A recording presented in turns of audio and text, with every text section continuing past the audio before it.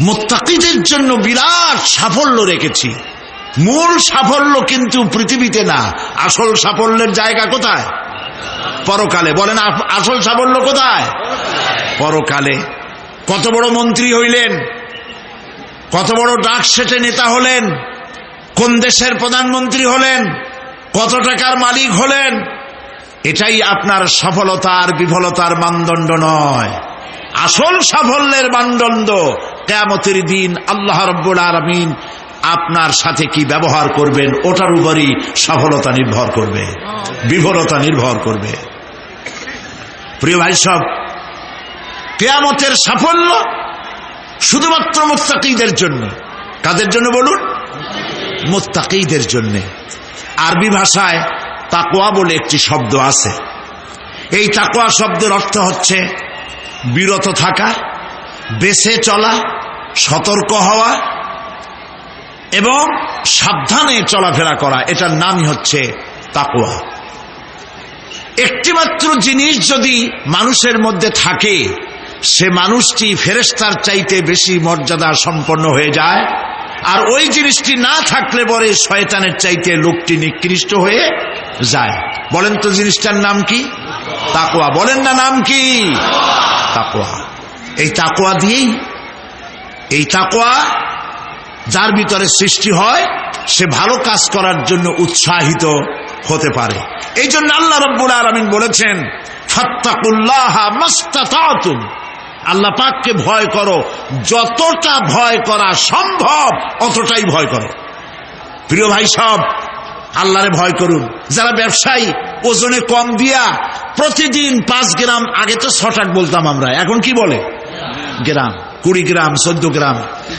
এই যে গ্রাম, 500 গ্রাম, নানান রকমের গ্রাম, এই কয় গ্রাম করিয়া জীবনে কয় মন বাঁচাবেন? কয় মন বাঁচাবেন? আর এর দ্বারা আপনার হবে কি?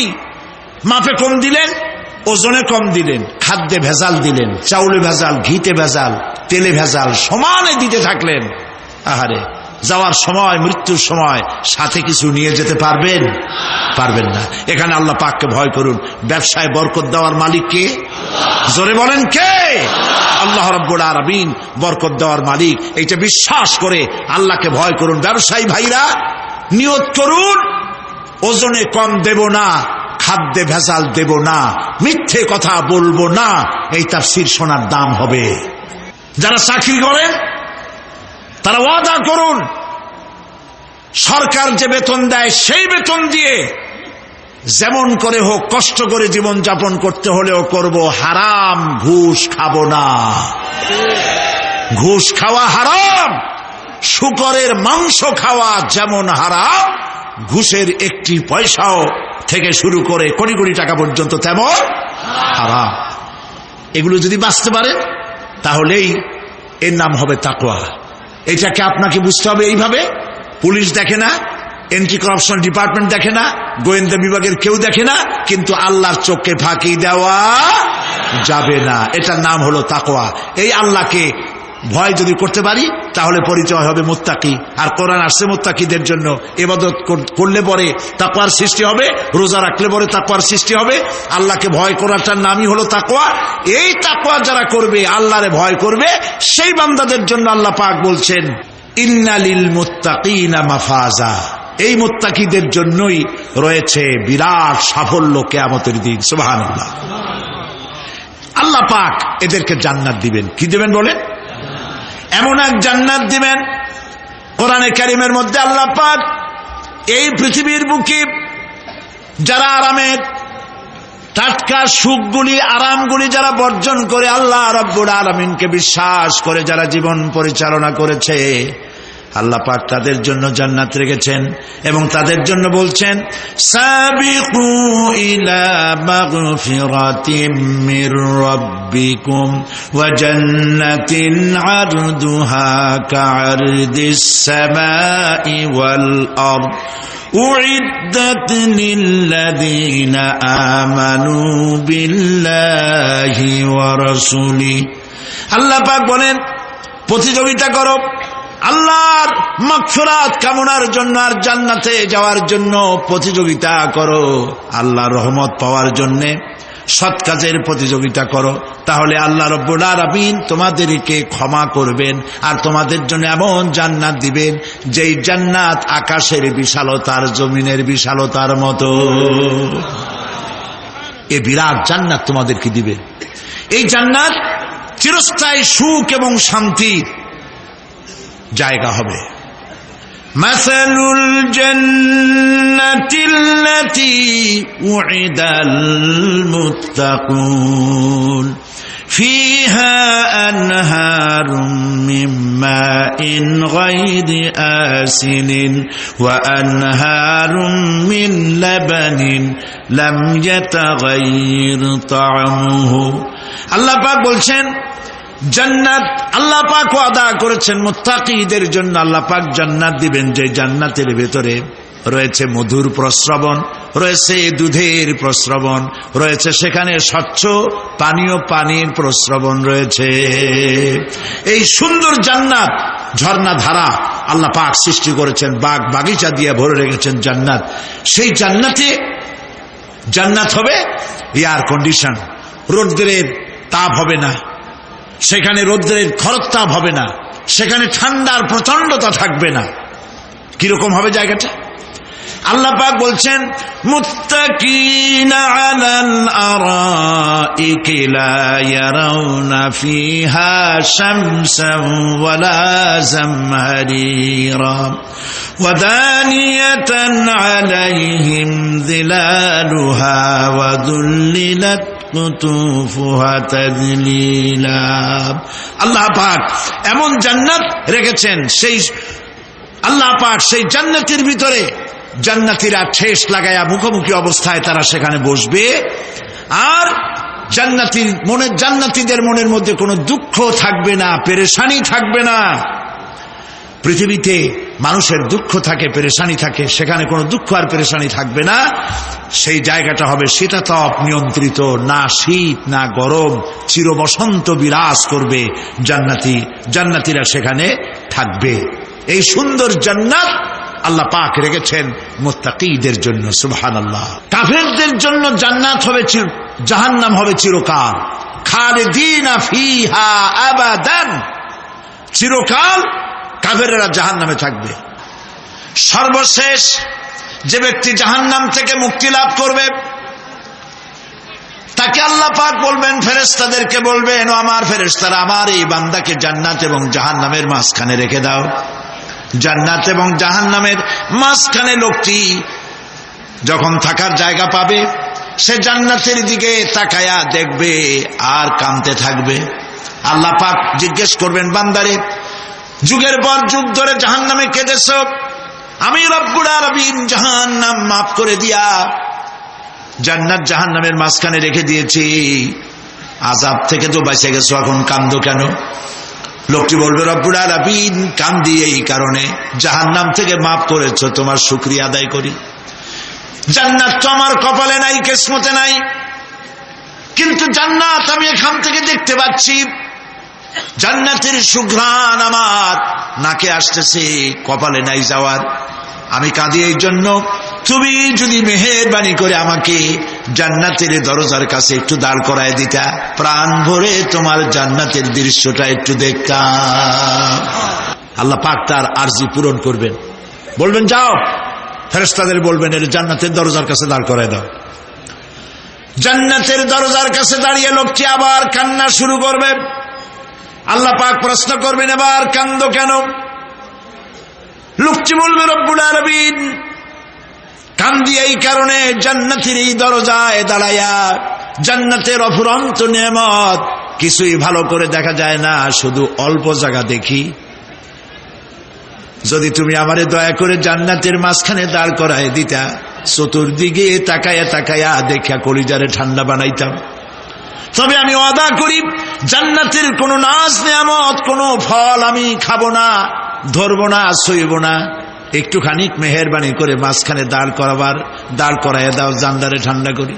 আল্লাহ রব্বুল আলামিন ফেরেশতাদের বলবেন, আমার এই বান্দারে জান্নাতের মাঝখানে দাঁড় করাইয়া দে। আল্লাহর নবী বলেন, জান্নাতের মাঝখানে দাঁড়িয়ে লোকটি আগের চাইতে আরো জোরে চিৎকার মেরে কাঁদতে থাকবে। আল্লাহ পাক বলবেন, বান্দারে কি হলো তোর? দরজার কাছে আসতে চাইছিলে, আইনা দিলাম। আবার এবার মাঝখানে আসতে চাইছো, তাও এনে দিয়েছি। আবার কান্দো কেন? লোকটি বলবে, রব্বুল আলামিন, এবার কান্দি এই জন্যে তুমি যখন দয়া করে একটিবার জান্নাতের মাঝখানে এনে আমাকে দাঁড় করায় দিয়েছ, তুমি রহমান রহিম গফুরুর রহিম, এই জান্নাত থেকে আবার আর বাইর করে দিও না। আল্লাহ রাব্বুল আলামিন বলবেন, ও আমার বান্দারে, আমার এই জান্নাত তোর খুব পছন্দ হয়েছে নাকি? লোকটি বলবে, রব্বুল আলামিন, কলিজা ঠান্ডা হয়ে গেছে, ভাবতেও পারি নাই জান্নাত এত সুন্দর। আল্লাহ পাক বলবেন, বান্দারে, এরকম একটি নয়, দুইটা নয়, তোর জন্য আমি 10টা জান্নাত এরকম রিজার্ভ করে রাখছি। সুবহানাল্লাহ। আল্লাহ পাককে ভয় করে পৃথিবীর সমস্ত পাপ থেকে যারা নিজেকে রক্ষা করবে, আল্লাহ তাদের জন্য এই জান্নাত রেখে দিয়েছেন। সুবহানাল্লাহ। সেই জান্নাতের রিসিপশন আপনারা আন্দাজ করতে পারবেন না। রিসিপশন কারে কয়? কি এর প্রধানমন্ত্রী আর প্রেসিডেন্ট, 4-5টা পুলিশ আর আর্মি আসে একটা ফট করে সেলুট মারলো, বাস শেষ হয়ে গেল, এরকম না। জান্নাতীদেরকে রিসিপশন দেওয়া হবে।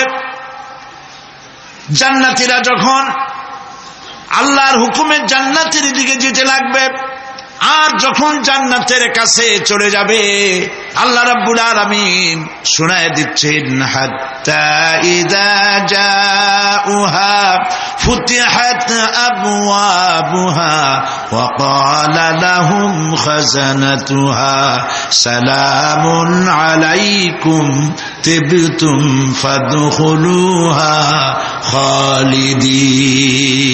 সুবহানাল্লাহ। জান্নাতীরা যখন জান্নাতে প্রবেশ করার দরজার মুখোমুখি হবে, দ্বার রক্ষীগণ তখন বলবে, সালামুন আলাইকুম, আল্লাহর শান্তি তোমাদের উপরে বর্ষিত হোক। সুবহানাল্লাহ। দুনিয়ার টাটকা টাটকা সুখগুলি 2 পা দিয়ে ঠেলে দিয়েছ, টাটকা সুখগুলি গ্রহণ করো নাই, হারাম খাও নাই, আল্লাহর দ্বীন কায়েমের জন্য রক্ত দিয়েছো, জীবন দিয়েছো, কষ্ট করেছো, আল্লাহকে ভয় করেছো। আমাদের সালাম গ্রহণ করো, জান্নাতের মধ্যে ঢুকে যাও চিরকালের জন্য। সুবহানাল্লাহ। আর বাইর হওয়া লাগবে না, চিরকাল এই জান্নাতের মধ্যে তোমরা বসবাস করতে পারবে, আল্লাহ রাব্বুল আলামিনের ফেরেশতারা বলে দিবেন। জান্নাতের মধ্যে আল্লাহ পাক হুরদের সঙ্গে জান্নাতীদের বিয়ের ব্যবস্থা করে দিবেন। কোরআনে কারিমে আল্লাহ পাক বলেন, মুত্তাকিইনা আলা সুরুজিম মাসফুফাতিন ওয়া যাওয়াজনাহুম বিহুরিন ঈন। সামনাসামনি ভাবে সাজানো সারি সারি আসন সমূহের উপর তারা ঠেস লাগায় বসে থাকবে, আর আল্লাহ রাব্বুল আলামিন হুরদের সাথে জান্নাতীদের বিয়ের ব্যবস্থা করে দিবেন। যেসব হুরের সঙ্গে বিয়ে হবে তাদের আল্লাহ পাক বিবরণ দিচ্ছেন কি রকম হবে তারা। লাম ইয়াতমিসহুন্না ইনসুন ওয়ালা জান, এর পূর্বে জিন এবং ইনসান এদেরকে কেউ স্পর্শ করে নাই। কিরকম তারা? কাআন্নাহুন্নাল ইয়াকুতু ওয়াল মারজান, যেমন ঝিনুকের ভিতরে মণিমুক্তা থাকে, এইভাবে আল্লাহ পাক তাদেরকে পবিত্র করে রেখে দিয়েছেন। আমার প্রিয় ভাইরা, আল্লাহ রাব্বুল আলামিন কোরআনে কারীমের ভিতরে বলেছেন, ফাবিআইয়ি আলা'i রাব্বিকুমা তুকাযযিবান।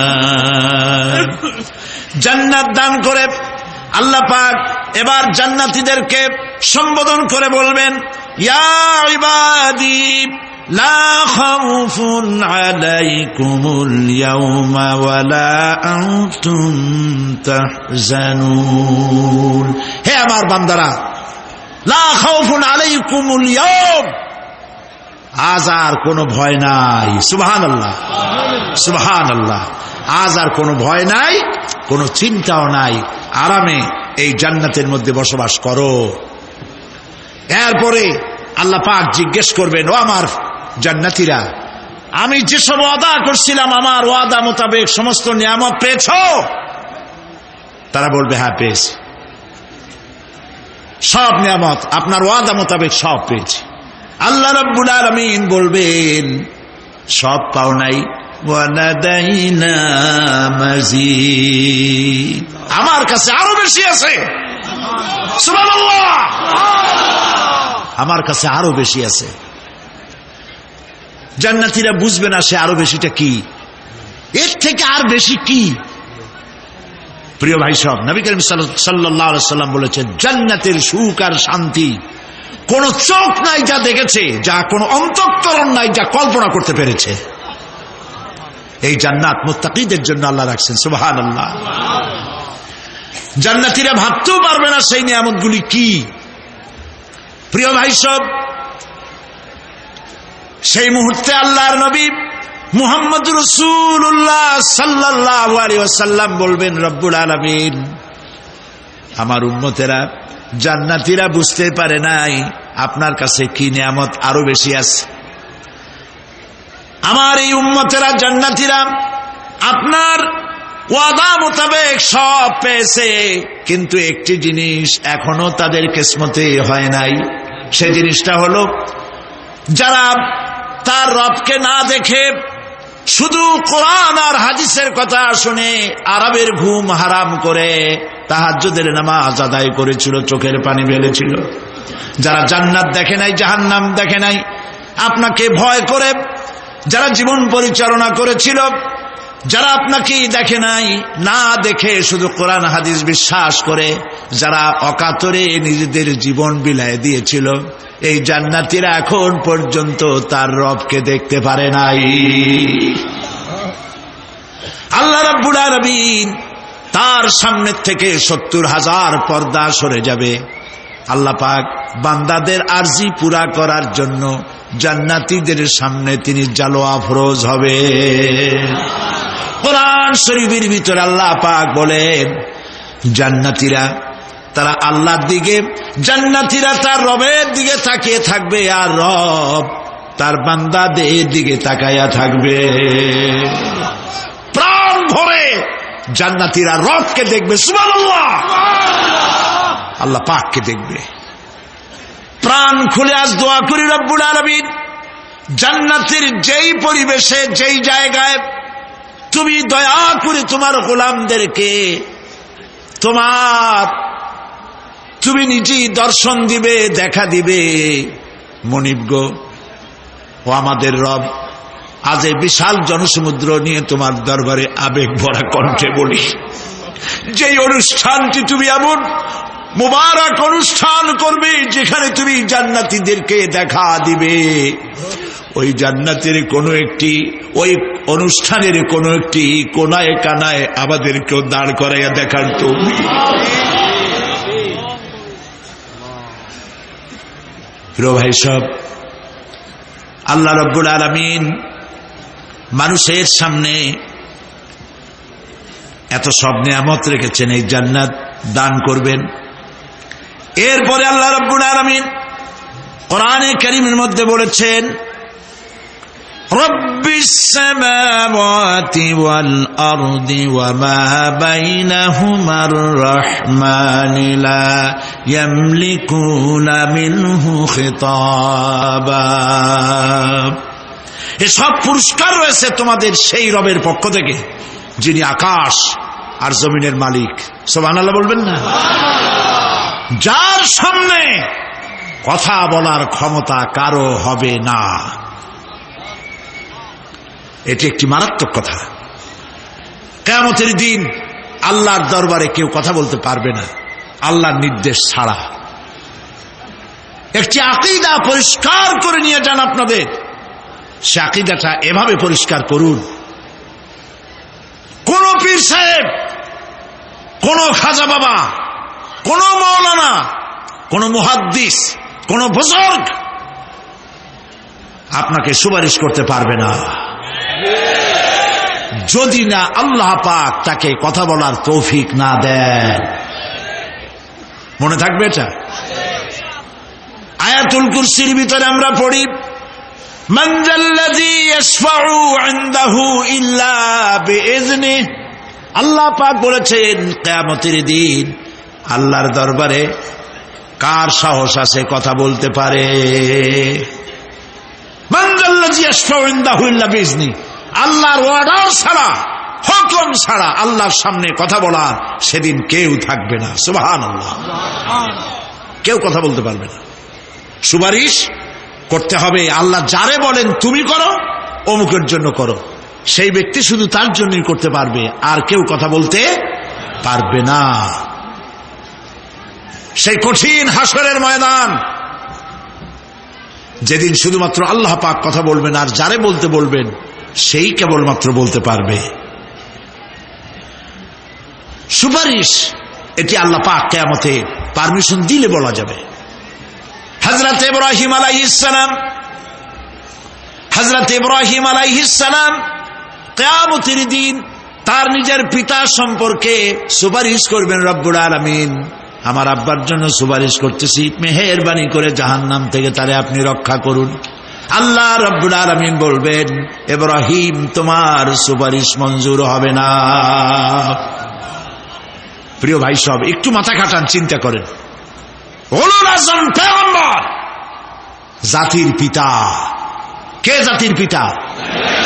চিল্লায় বলুন, কলিজা সাফ করে ফেলুন।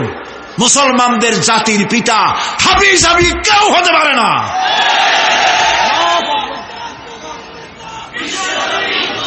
মিল্লাতা আবিকুম ইব্রাহিম। ইব্রাহিম আলাইহিস সালাম এই মিল্লাতের পিতা। সুবহানাল্লাহ। হযরত ইব্রাহিম আলাইহিস সালাম কিয়ামতের দিন বলবেন, আল্লাহ আমার আব্বার জন্য সুপারিশ করছি। আল্লাহ পাক বলবেন মঞ্জুর হবে না। আজর তোমার পিতা হতে পারে, কিন্তু আমার খলিলকে আগুনে ফেলার জন্য নমরুদকে সে সহযোগিতা করেছে, আমি তোমার পিতাকে ক্ষমা করব না। নবী করিম সাল্লাল্লাহু আলাইহি সাল্লামকে সাহাবায়ে কেরাম জিজ্ঞেস করেছেন, হে রাসূল, আপনার আব্বা এবং আম্মার অবস্থা কি হবে? নবী করিম সাল্লাল্লাহু আলাইহি সাল্লাম কেঁদে ফেলেছেন, সব বলেছেন, আমি তাদের কোনো উপকারে আসব না। আল্লাহু আকবার। আপনি মনে করছেন নাকি যে ইয়া নবী সালাম আলাইকা বলি অমনি নবী সুপারিশ পাবেন? এত সহজ। কতগুলা রসগোল্লা খাইলেন আর বড় একটা মিছিল করলেন আর অমনি চলে যাবেন? পৃথিবীর সব মানুষ, সাহাবায়ে কেরাম বাদ দেন, পৃথিবীর সমস্ত মানুষ একত্রিত হয়ে আবু তালেব রাসূলুল্লাহকে যে ভালোবেসেছেন, ওর 1000 ভাগের 1 ভাগও সারা দুনিয়ার মানুষ রাসূলুল্লাহকেই ভালোবাসতে পারবে? পারবে? নিজের ছেলে আলীকে, আলী রাদিয়াল্লাহু তাআলা আনহুকে আলাদা বিছানায় শোয়াইয়া, ছোট্ট মানুষ হযরত আলী আলাদা জায়গায় রাখিয়া মুহাম্মদুর রাসূলুল্লাহ সাল্লাল্লাহু আলাইহি সাল্লাম এতিম মানুষ, তারে কলিজার সাথে বুকের মধ্যে আশ্রয় দিয়ে আগলে রেখেছেন বুক ভরে। সেই আবু তালেব মৃত্যুর সময় নবী করিম সাল্লাল্লাহু আলাইহি সাল্লাম বলেছিলেন, চাচা একটি বার আমার কানে তাওহীদের কালেমা শোনায় দেন। আবু তালেব, তার কিসমতে ছিল না কালেমা। মরে যাওয়ার পর একজন সাহাবী বলেছিলেন, ইয়া রাসূলুল্লাহ,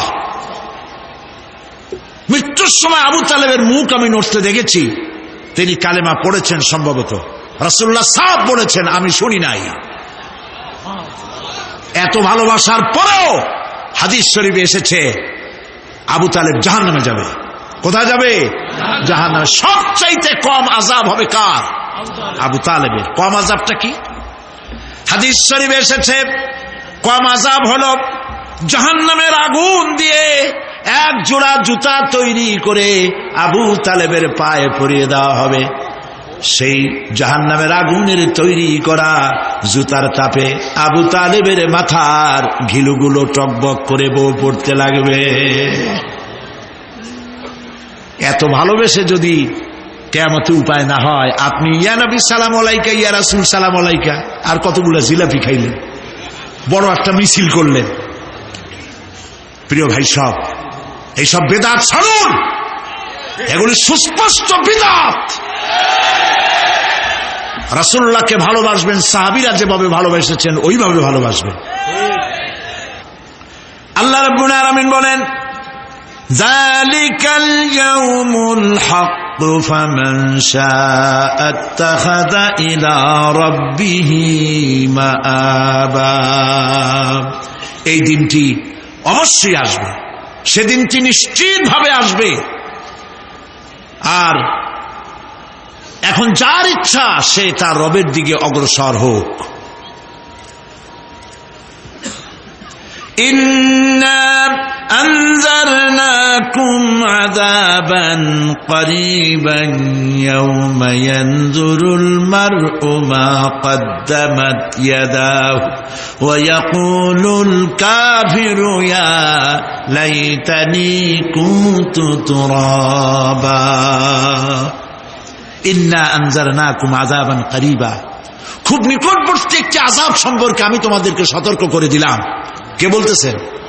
আল্লাহ পাক।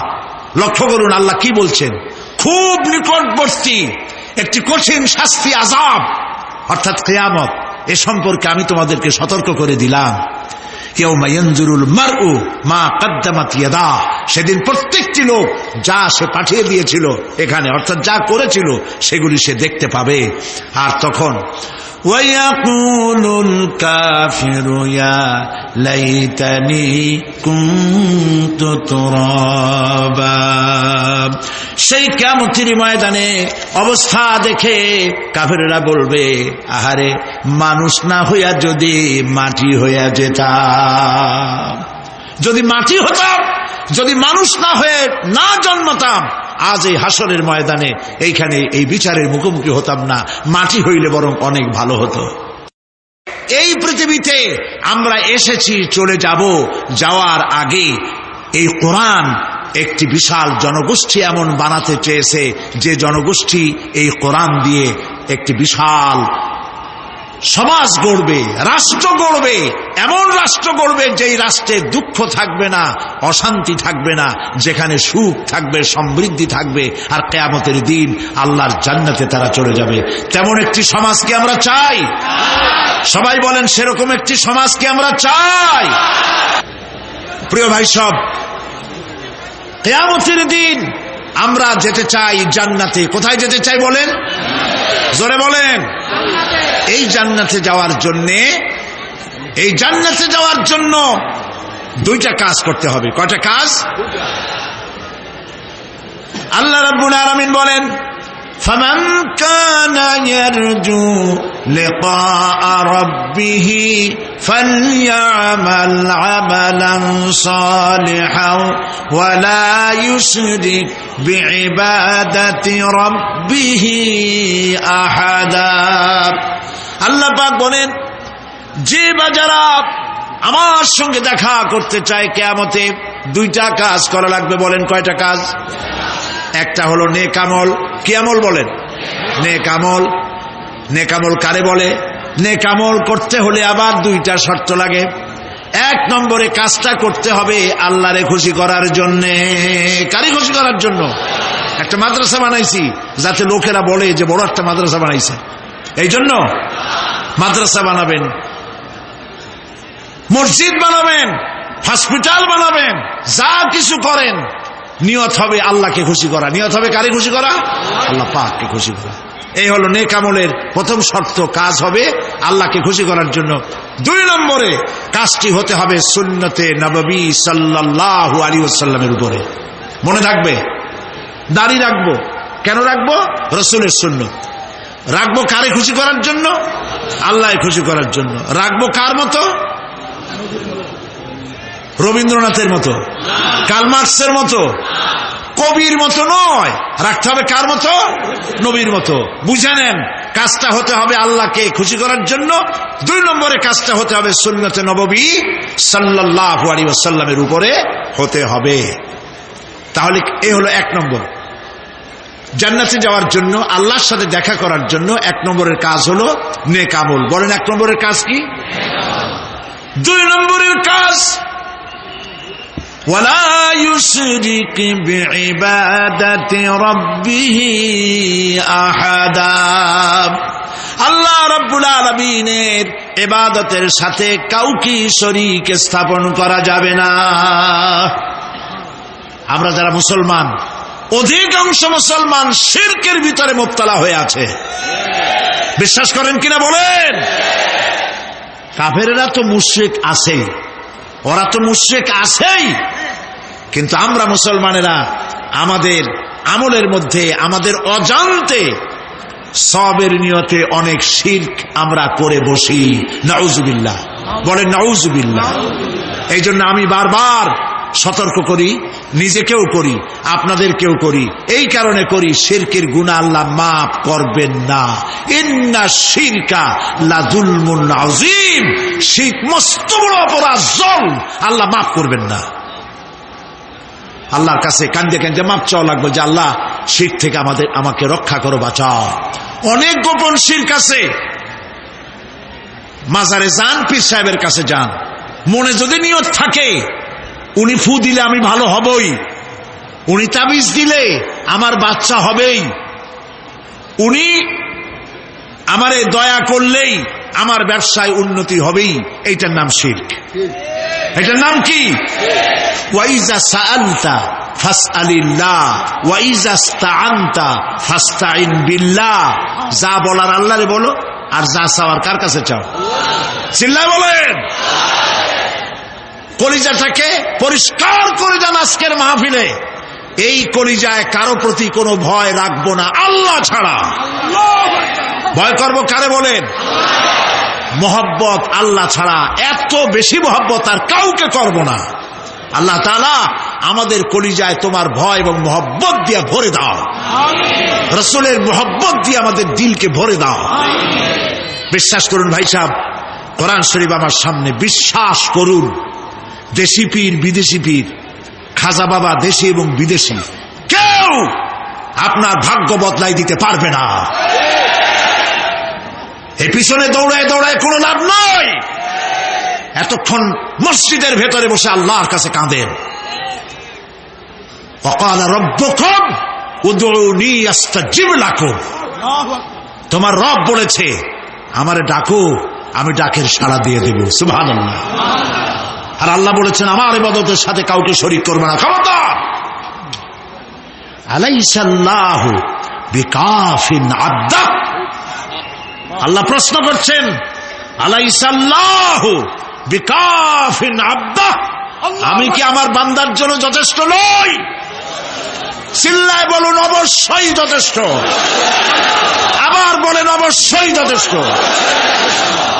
কলিজা সাফ করে ফেলেন। সম্রাট শাহজাহান, দিল্লির সম্রাট, হাবিজাবি সম্রাট না, দিল্লির সম্রাট। এখন কোথায়? কবরের মধ্যে। কবি বলতেছেন, শাহনে জাহাं को जिन्हें फक्र से देते थे बाज, शाहने जहां को जिन्हें फक्र से देते थे बाज, वाज कब्र में है सूरह अलहम्दु की मोहताज। সারা ভারতবর্ষ যারা ট্যাক্স দিয়ে নিজেকে সৌভাগ্যবান বলে মনে করত, সে আজ কবরের মধ্যে ভিক্ষুকের মতো সূরা আলহামদুর মতো একটি সূরার মুহতাজ হয়ে ভিক্ষুকের মতো শুয়ে আছে। সম্রাট শাহজাহান মসজিদে বসে আছে, এক ফকির ঘুরতেছে। লোকেরা কয় ছোটবেলা থেকেই তোমার খয়রাত করতে দেখলাম, ভিক্ষা কি জীবনেও যাবে না তোমার? লোকটি বলছে, আমি ভিক্ষা করবো ছাড়া আমার উপায়টা কি? এই লোকটি আমি ভিক্ষা করা ছাড়া করবো কি? লোকেরা তো আমার 60 টাকা 50 টাকা 100 টাকা দেয় না, 4 আনা 5 আনা 1 টাকা এই আমার দেয়, এ দিয়ে আমি বড় লোক হবো কেমন? লোকটি বলছে, আচ্ছা দেখো, তুমি তো জায়গা মতো যাইতে পারো নাই, বাদশার কাছে যাও, এমন দেওয়া দেবে জীবনে আর খয়রাত করা লাগবে না। তো বাদশার কাছে কি খয়রাতি যাইতে পারে কোনোদিন? কয় হ্যাঁ এখন পারবা। কেমনে? কয় সম্রাট শাহজাহান এখন একা একা মসজিদে আছেন। তখনকার এসব বাদশারা অনেকে নামাজি ছিলেন, দিনদার ছিলেন। ফকির দরজার কাছে দাঁড়াইয়া দেখতে পাচ্ছে কেউ নাই, দেহরক্ষীরা দূরে দূরে দাঁড়ানো। বাদশাহ মসজিদের ভেতরে বসে হাত তুলে ঝুলতেছে আর কাঁদতেছে, চোখের পানি দিয়া দাঁড়িয়ে ভিজে ভিজে পড়ছে। এই দৃশ্য অনেকক্ষণ দেখলো ফকির। কিছুক্ষণ পর সম্রাট শাহজাহান মসজিদ থেকে বেরিয়ে আসছে। ফকির বলছে, আসসালামু আলাইকুম হুজুর। তিনি বললেন, ওয়ালাইকুম আসসালাম, চলে গেল। বাদশা বলল, আমার কাছে তো কেউ আইসা কিছু না চাইয়া তো যায় না, এরে দেখলাম খয়রাতির মতো কিছু চাইলো না, বেটা ভয় করলো নাকি? আমি এদিকে আসো। আসছে। ভয় পাইছো? কয় না, ভয় পাইনি। তো কিছু যে চাইলে না? ফকির বলছে, জাহাপানা সত্যিই কিছু চাইতে আসছিলাম, তারপর চাইলে না কেন? ফকির বলছে, জাহাপানা সারা জীবন ভিক্ষা করেছি, আর আজ দিল্লি সম্রাটের কাছে বেশি পাওয়ার লোভে এসেছিলাম, কিন্তু আপনার দশা দেখা আমার জ্ঞানের চোখ খুলে গেছে। আমি লক্ষ্য করে দেখলাম, আমি সম্রাটের কাছে চাইতে এসেছি, হাত তুলি নাই, বিনয় প্রকাশ করি নাই, চোখের পানি ফেলি নাই, কিন্তু লক্ষ্য করে দেখলাম দিল্লির সম্রাট আমার চাইতেও বড় ভিক্ষুকের মতো। আবার কোন সম্রাটের কাছে হাত তুলে কান্দে? আমার জ্ঞানের চোখ খুলে গিয়েছে, আমি বুঝতে পেরেছি সম্রাট কান্দে যেই সম্রাটের কাছে, তারে ছাড়া আর কারো কাছে জীবনে চাইব না। এই কথাই সূরা ফাতিহায় প্রত্যেক দিন পড়ি, বুঝি না কি পড়ি। ইয়াকা না'বুদু ওয়া ইয়াকা নাস্তাঈন। আয় আল্লাহ, একমাত্র তোমার গোলামি করি আর তোমার কাছে সাহায্য চাই, তুমি ছাড়া কারো কাছে সাহায্য চাই না। কলিজা সাফ করুন। কোন মরা পীর, কোন জিন্দা পীর আপনার মনের আশা পুরা করতে পারবে না, পারবে না, পারবে না।